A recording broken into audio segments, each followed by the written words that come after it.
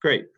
Thanks, everyone. I'm Brantley Tyndall, the president of Virginia Bicycling Federation, and this is our annual legislative preview for members and partners as we approach the 2023 General Assembly. And I guess this is the second or third year that we've done this remotely via Zoom that allows us to have a statewide cohort come and learn about a general overview of what we're expecting at the next General Assembly, some bills that have worked their way through, or some issues at least, that have worked their way through for VBF's legislative process. We have our advocacy chair here, Jim Durham, and we'll do some introductions shortly to talk about what we've been working on the past few years, what this section is going to be like, what we can expect.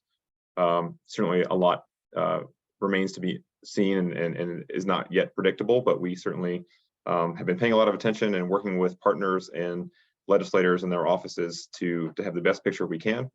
And I don't think there'll be very many surprises. And this is very much following a trend from the past couple of years.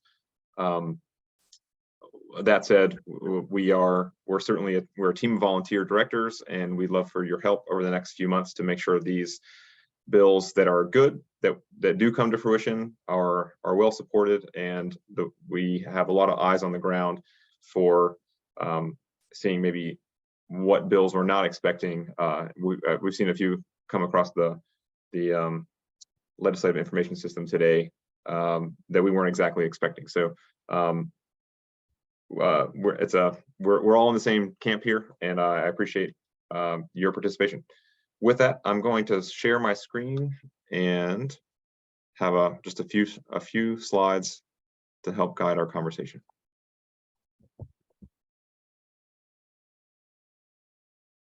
Can you see that?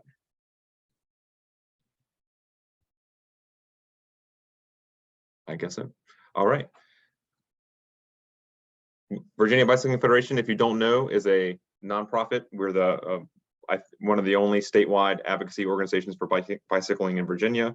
We are all volunteer organization. We date back to the early to mid 90s and have most of our work is at the state legislative and advocacy level.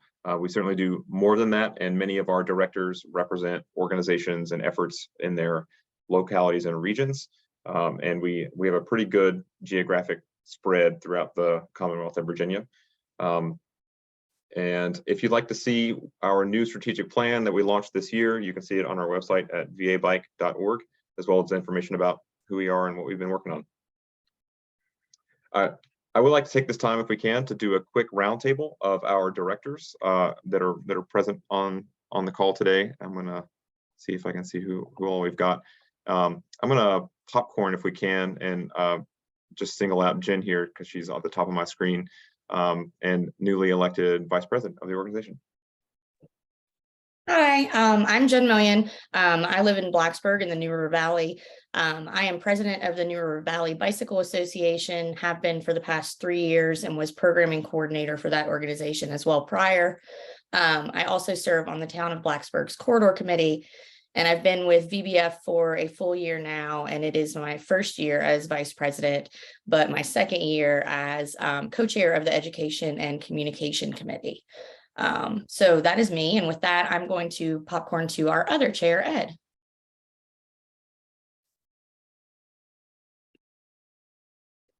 Get myself off of mute there. There we go. That helps a lot. My name is Ed Hazelwood. I am co-chair, as Jen just mentioned, of the Communications and Education Committee.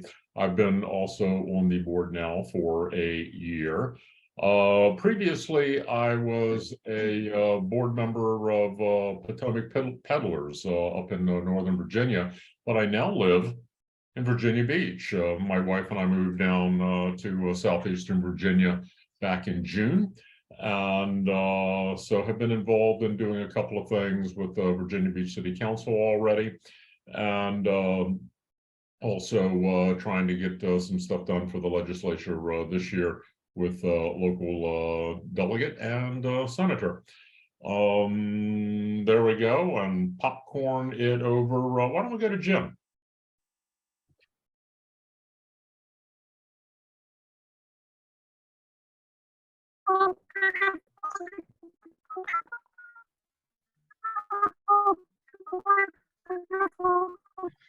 Hey, Jim, we've got the R2D2 going on again. If you're okay with it, I'll do a quick introduction for you while you're working on that. Jim's based in Alexandria and is our advocacy chair and has taken the helm for the past several years on our legislative slate, the issues that we track year to year and bring up to the board for our board to vote on what we support and what we choose to lead from an advocacy and legislative perspective. And I'll have a couple of slides about that coming up. And Jim might come back, and I'm sure he would be much more eloquent in his own overview, but he has some plaguing audio issues that I'm sure he's working on right now. I'll popcorn for him and call on Phil. I'm Phil Riggin, and I'm a transportation planner in Richmond, Virginia. I've been on the board for a little over a year, and I am on the communications committee. That's my first foray, the communication and education committee. I don't have much else to add at this point, so I'll go ahead and popcorn to Alan. Okay, Alan Mutznick. I live in the city of Manassas. I've been on the VBF board since 1994 when the organization reorganized itself. And I am on the membership committee. Locally, I'm active with a group called Active Prince William in the greater, in the Prince William and greater Prince William area. I will popcorn it to Richard. Hey, Richard Grossman, live in Richmond. I'm a lobbyist here in town, and I am also a member of the board and a member of the legislative committee with Jim. I don't know who else hasn't spoken. Got Doug. Yeah, Doug. Hey, I'm Doug Allen, live in Richmond. I've completed 1 year on the board, so going into my second year. I'm on the governance committee. Kind of like Phil, not a whole lot to add so far beyond that, but looking forward to year 2 and expanding on the work that we did last year. And Jim, did you? I gave you a little overview, but I can't say I did. Yeah, thanks. How's the audio now? It's great. Okay, thanks for the introduction. Well, let's get right to it. I'm good. Okay, wonderful. So thanks to our guests and members for joining too. And if you're okay, I'd like to do a similar popcorn style, and I'll go with the top of my screen. Frank, if you'd like to introduce yourself. Oh, hey, I'm Frank Devaney. Can you hear me? Just great.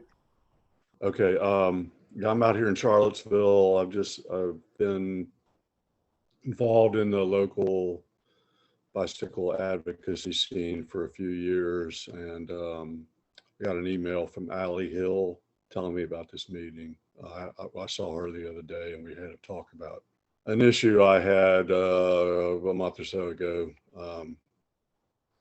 So Great, thanks for being here. And Allie Hill is a newly elected director at Virginia Bicycling Federation, and has brought a lot of skill and experience to the board, and especially as it relates to the 3 Knots Trail out in that part of the Commonwealth. So thanks very much. And I'll kick it over to Walter.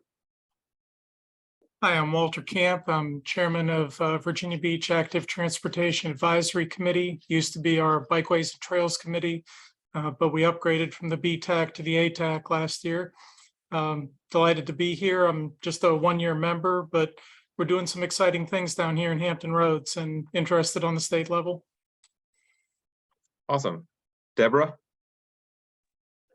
Hi, everybody. I actually go by Deb more often. I am a board member of Potomac Peddlers up here in Northern Virginia. We actually ride in the region, so DC and Maryland also, as well as occasionally in West Virginia or Delaware. But I am actually in Alexandria, Virginia, and the club is trying really hard to be more active with their advocacy. And part of me wants to say I replaced Ed, but nobody can replace Ed, so that would be a lie. And I'll say, we have Aaron Bull here also on our board from Hampton Roads area, and he messaged me that he's not feeling well, so he's just listening in. So I'm happy to have another director here, but don't want to put him on the spot. So thanks everyone for being here. I'd love to keep the conversation. Again, we're recording, but to keep the conversation light and an overview of what we've been working on. And thanks to our directors for helping us get to where we are so far. So I'm going to get back to sharing my screen, not my email this time. You think I know how Zoom works, but it seems like they change it every day. Are you seeing my screen? Looks like you are. Excellent. So what to expect this session? I'd love to have everyone share their comments if you have anything to share, but generally speaking, this year we are looking at a short session. So we had a long session last year, and actually last year became excessively long because the budget, the process was not resolved until June, and we happen to have one of the most momentous years for bike budget issues we've ever seen. It just got drug out for 3 extra months.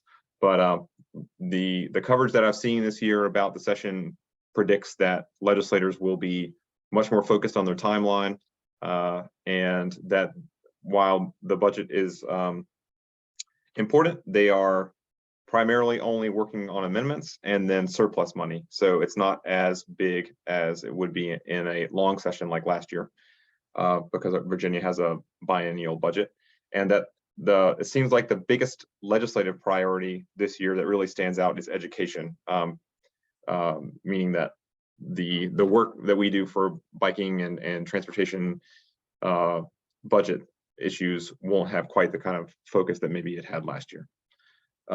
There were special elections that have a number of consequences. The Jen Kagan, senator from Virginia Beach, was elected to Congress, and that's actually a normal election. And her seat will not be filled before the session starts.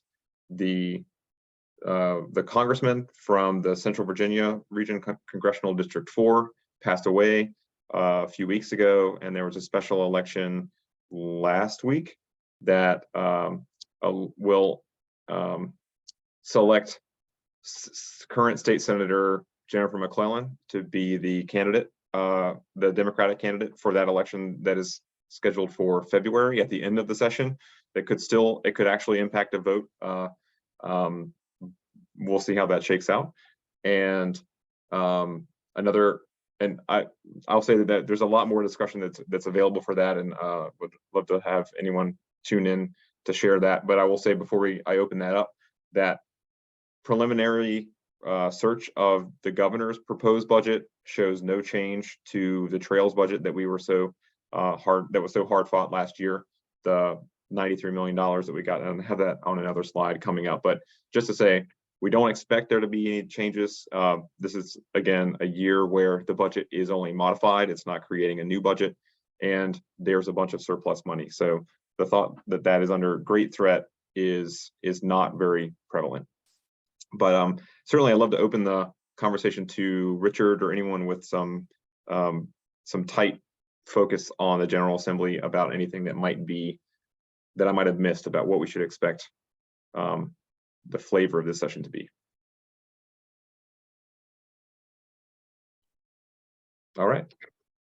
No, I don't have anything else really to add, except for the appetite to stay in Richmond for a long period of time this year isn't there.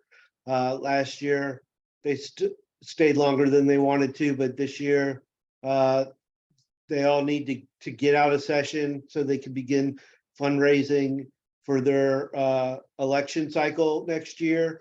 And that's when all 140 seats are up. And because of redistricting, a lot of primaries will take place, before everything settles out onto who's running for next November. And so these delegates want to get out of Richmond and back into the districts and prepare for their primaries.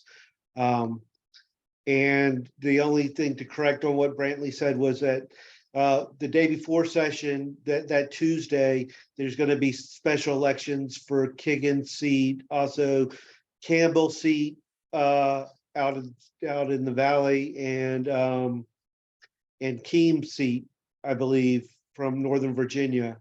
And then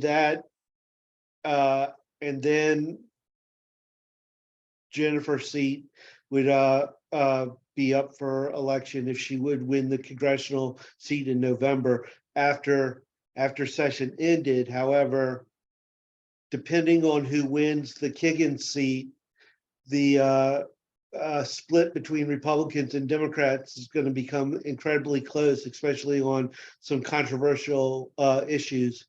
And her being away for not being in office for special session is going to be of concern if the Democrats don't win back the Kiggin seat. So that's why you alluded to that being such a powerful election turnout. The outcome will dictate a lot of what the politics will feel like towards the end of session. Thanks for that. I misspoke. You're right that there will be a special election right before, and so we don't actually know what the party count will be in the Senate or in the House. It's looking like they're maintaining a Republican control of the House and Democratic control of the Senate, but by what margin it remains to be seen. Nobody can really predict. Is that correct, Richard? I think the House is easier to predict, but you're right on the Senate side. All right, well, thanks very much. So we know some unknowns to predict, and it will come into sharper focus as session gets closer. What I'm showing right now is the advocacy committee report of the bills that have been approved by our board that we will focus on either in a leading role or a support role. Many of them have been on our radar, things that we've worked on for a number of years, and many of them are issues that we've partnered for a number of years with other organizations. So not a lot of big surprises here. Some of them are issues that have made incremental progress and sometimes backwards progress. And so you've probably seen many of these before. I'm actually going to jump quickly to the next slide just to show a little update on what has actually happened since we voted on this. We've got safety stop issue is bicyclists being allowed to proceed on stop signs as if they were a yield, has been pre-filed in both houses.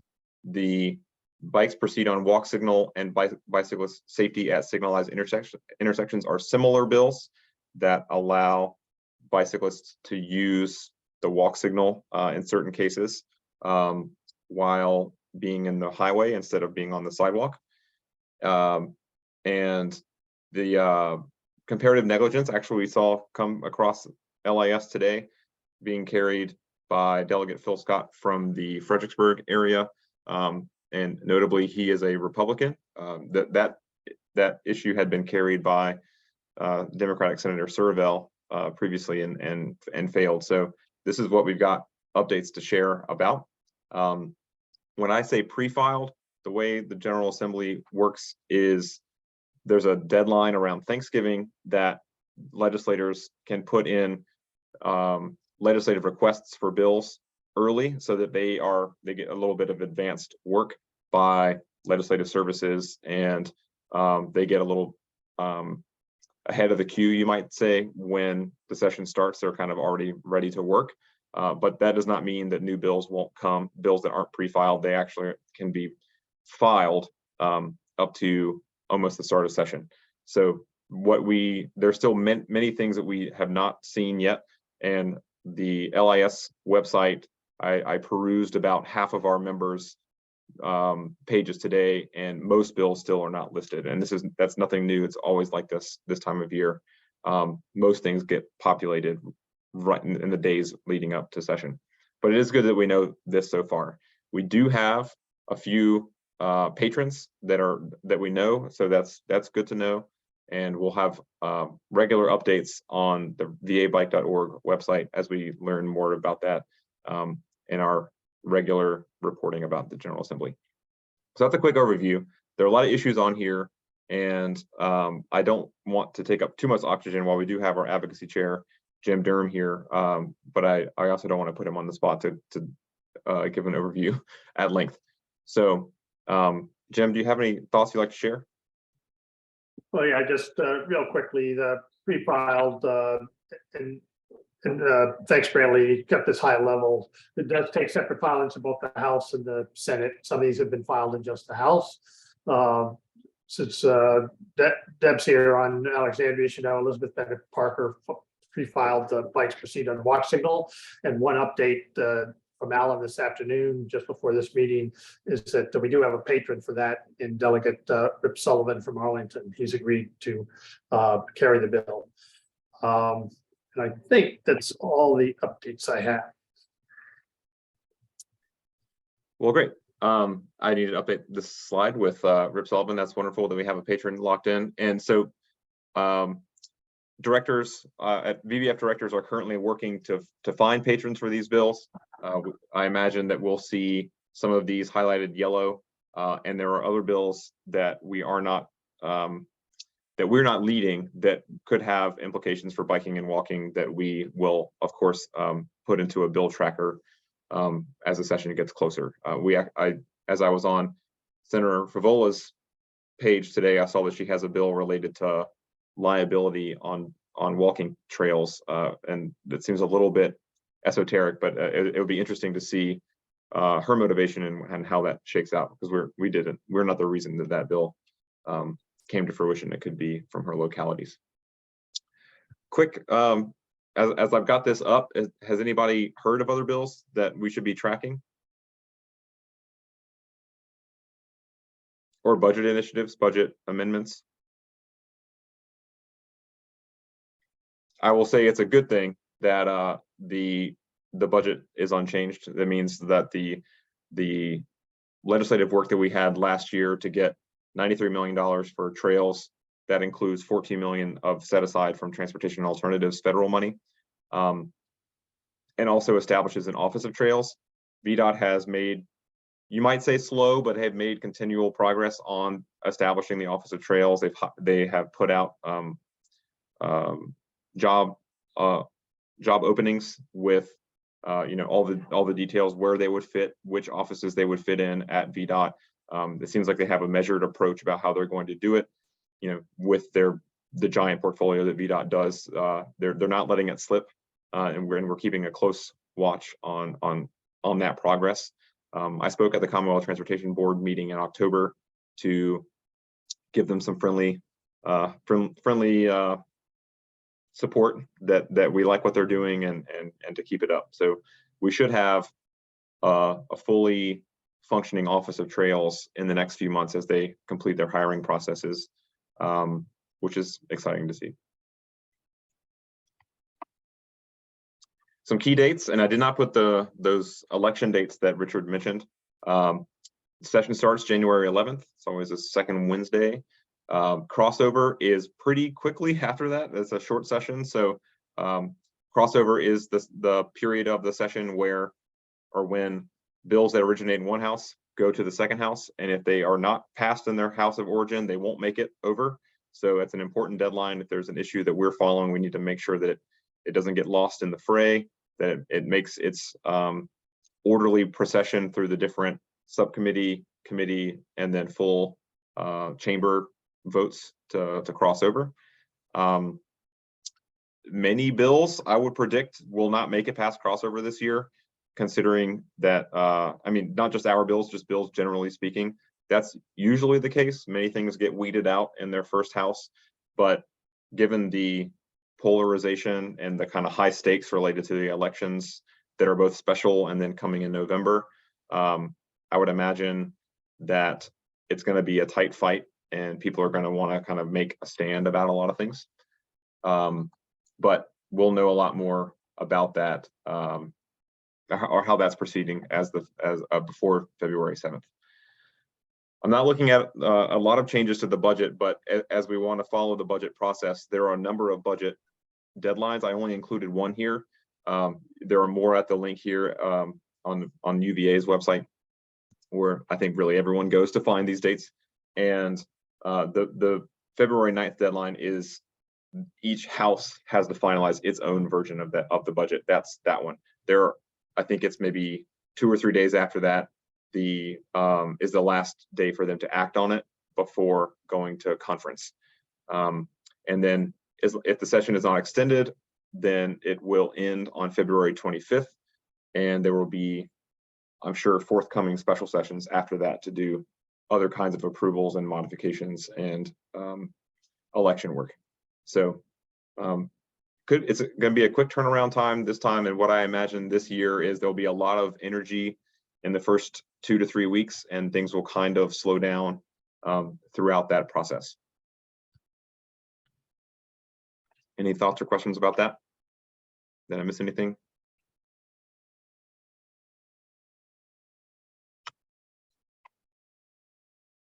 Let's see. All right. Well, I'd love to generate some discussion. Certainly, while it's going to be a short session and there are only so many bills, it's still a high priority for Virginia Bicycling Federation. And one of our signature things to be working on right now is finding a patron for the safety stop. We have a good hope that we have a patron lined up. I don't want to put any spotlight on any legislators now, but we at Virginia Bicycling Federation recognize that this is a transformative bill for bicycling, and it's going to take a few years for us to get it through. One of the important sort of progress or status updates we have for that is in 2021, most of the Bicycling Safety Act passed, but the safety stop was turned into a study. That study was carried out by Virginia State Police. We had a generally favorable outcome with the stakeholders on that group, which were largely law enforcement and insurance entities, advisors and association professionals. They generated some points that we incorporated into the language that we submitted to a variety of patrons to get pre-filed. And those include some constraints about which intersections would be allowed and which ones would not. But I don't want to get into the weeds on that too much now, because that language is still being formulated by the legislative services, but we should know more about that soon. But generally speaking, the Virginia State Police gave an overview that if we are to expect similar safety benefits, which is a big part of our talking point as we advocate for this bill, if we're going to expect similar safety benefits as we've seen in Delaware and elsewhere, we should use model legislation from those locations. So they essentially advocate for starting with the language or at least the kind of concept from Delaware, which we have done. We've incorporated that, recognizing we're going to want Virginia State Police and law enforcement neutrality, if not backing, of this bill. VDOT wanted to see the law include official ways for them to have exceptions if there are tricky intersections by engineering or viewpoints or other complications about intersections that otherwise would meet their standards, that by proper signage or ordinance or other official means, they can use a sign to prohibit that at a particular intersection one by one. I think that's totally appropriate, and more than happy to include that and to sort of incorporate Virginia State Police's, Virginia Department of Transportation's expert guidance on that. And we're also looking at setting a minimum age to be allowed to use treat a stop sign as a yield sign by bicyclists that is in line with some expert guidance about cognitive development for young people, as well as existing code that sets thresholds for people, basic behavior based on age. And so in Virginia, if you are under 14, you must wear a helmet. And it seems like that's a pretty great place to start for an age requirement for being able to treat. You have the cognitive development and the experience to know when you can really treat an intersection as a yield. Seems like a great way to bring partners into the fold and to have the best vehicle to get the support we need from, a divided legislature. And all that said, is this the year that we're going to get it? Certainly, we all hope so. We'd like to work towards it, that's how it's going to be. But it could take a few years for the chess game to be winnable. And I think we can say that at BBF, we're committed to focus on that. Just wanted to share those thoughts and happy to hear anyone else.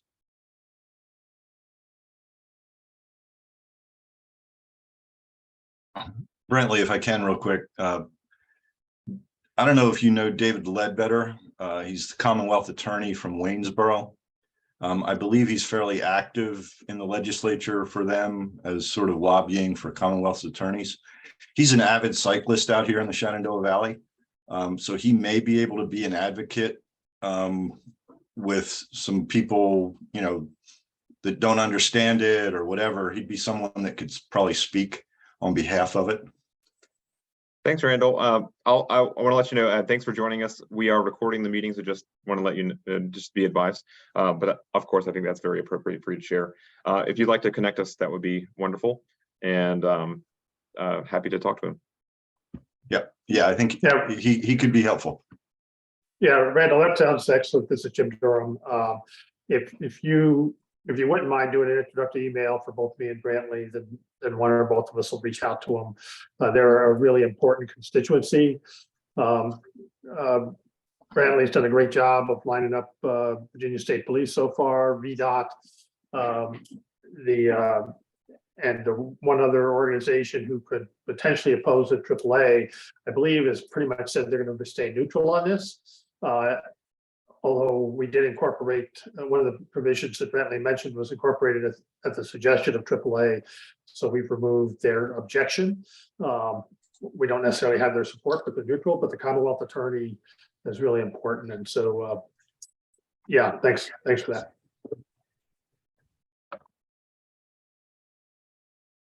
How's everybody feeling? You think it's going to be a fun General Assembly? Funny thing is, we're all a little bit disappointed. I'm based in Richmond, so I get to go play a little bit at the General Assembly more than maybe some others around the Commonwealth.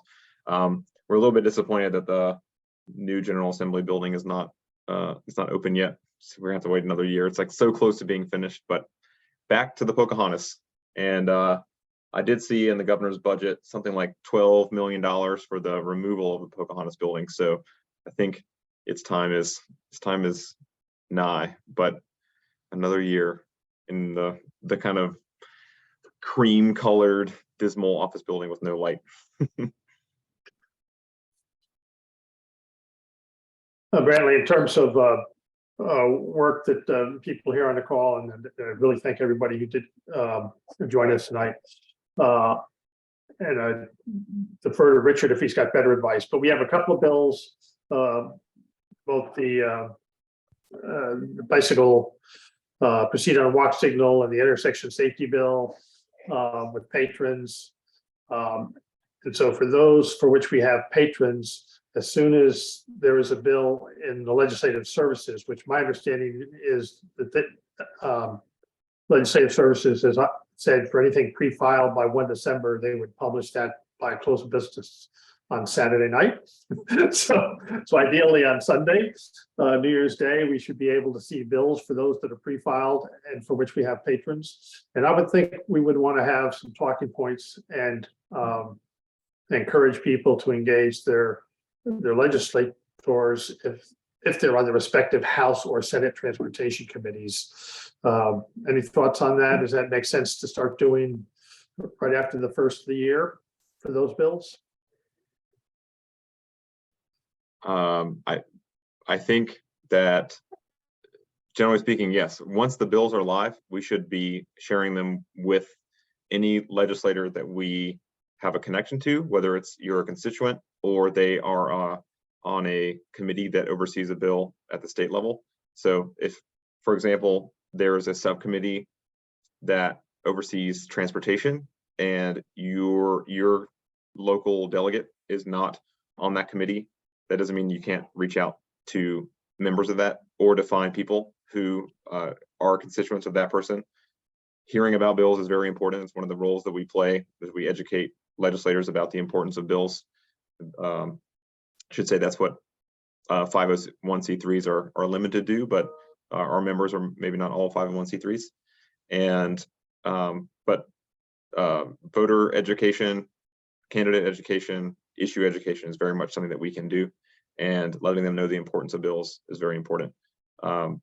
We also want to not get caught in the fray, like when things start getting loud, our bills might get kind of swept under the rug. And generally speaking, legislators vote no on issues they don't understand, haven't heard about, and don't have marching orders from their party to support or oppose.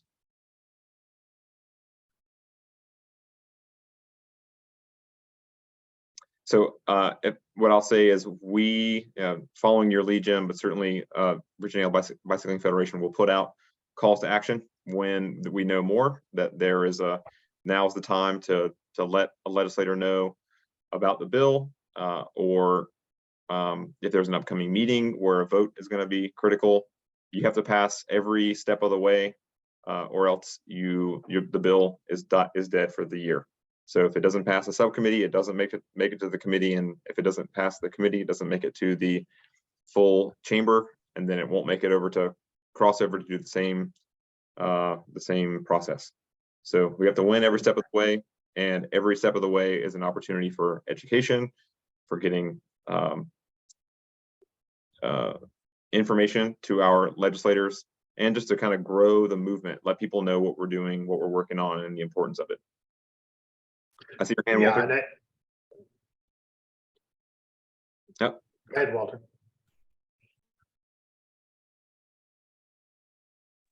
You're on mute.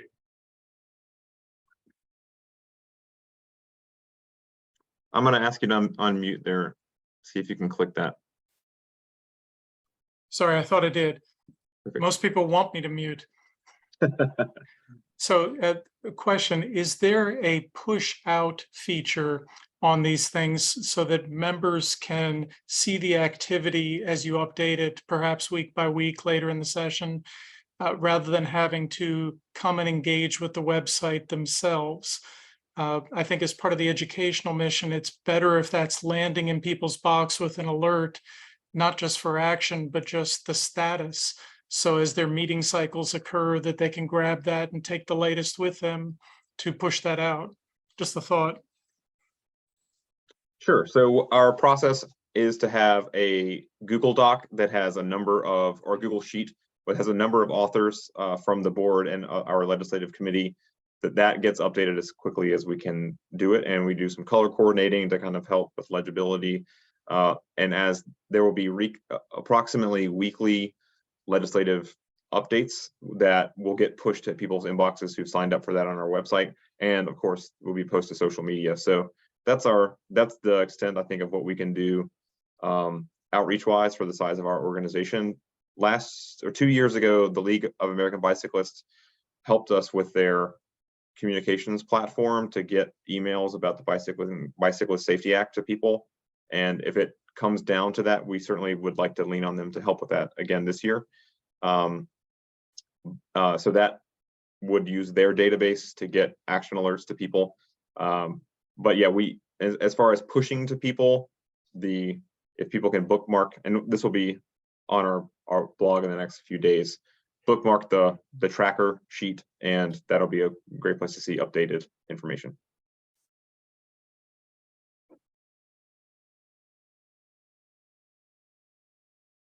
Did you have something you wanted to share, Jim? Well, just a tag on the business about contacting legislators. The most recent session, the 2023 session, 2022 session, had some things happen very rapidly. There were bills of interest that occurred that were taken up in the very first subcommittee or committee hearing of the session. And so once session starts, it may only be 1, 2, or 3 days before a bill we're interested in is getting heard in the committee, and the outcome of that committee depends on what happens. So while there's this 45-day period, I expect a lot of the activity that we'll be interested in will occur within the first week or 10 days. And so that's why I say once we have a good more information about what the bill looks like and who the patron is, there's an opportunity before the session starts to actually do education, so that the day before somebody's going to their first committee hearing, they're not hearing about the bill for the first time, if we can help it. So I just think we need to be a little bit, my lesson learned from last year was just how fast the session kicked off and how fast things got into subcommittees. And before they knew it, in the first 72 hours of the session, we had some engagements that we would have liked to have gone differently. That's a great point. It can get hot and fast really quickly, and you see your issue is not docketed, and then it's docketed for tomorrow. And it's like, well, everyone needs to sign up really fast. So if you can have already done some of the outreach even before a bill is docketed, it's helpful. Yeah, and secondly, in terms of Walter's recommendation for push notification, I feel pretty comfortable that I can do a push notification, both for info and alert for people who sign up for that. I don't want to push it out indiscriminately, but certainly, Brantley, do you have everybody's email that's on tonight? I believe so. I have. If you RSVP'd for our Google form, then I do have your email. I do have. Yeah. So Brantley, share that with me. I certainly will reach out to the board. We also have non-board members of an advocacy committee that we maintain an email list for, and I'll certainly add the people tonight. You can always respond and say, no, please, I'm not interested. But if you're here tonight, I'm thinking you're probably going to be interested. I'll try and do weekly information and then action alerts, those two things to keep you posted. So I'm happy to do that but for a specified set of email addresses, not a blanket to everybody in the state and the Commonwealth. Thanks, Jim. The discretion can be advised for this sort of thing sometimes, and I think it's probably a good time to mention that it's the tradition of VBF to have Sunday night legislative calls for the legislative committee, and the legislative committee kind of swells during this time of year. So you're all invited to be a part of that Sunday nights, and I think we are looking at 7 p.m. except for the very first one on January 8th will be at 6 p.m. And those details will come from Jim as the chair of that.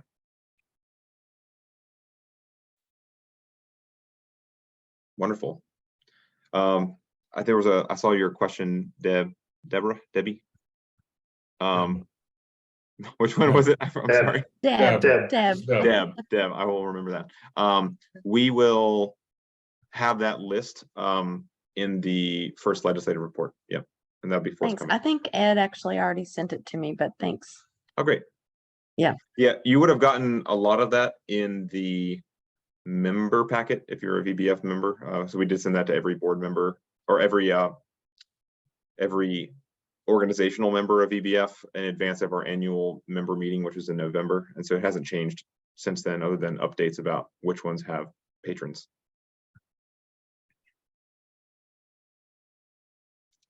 All right, wonderful. I appreciate everybody's time. We certainly at VBF want to be a resource to you, and we'll get information to you as best we can. My email and Jim's email should be available on our website, but we will be reaching out to you soon if you RSVP'd to this with next steps, more details, and I would think by the end of next week, we'll have a pretty substantial blog post, which would be pushed out via its channels and our newsletter with more information about what bills are going to be live and what what the next steps are. So appreciate that. Very much in line with how we've done it the past few years. I don't think there's too much new to expect from our process standpoint. And fingers crossed. Yep, and good luck to folks in the upcoming elections, special elections. Thanks. All right. Thanks, everyone. Have a good night. Thanks for your work. Have a good night. Hi, folks. All on.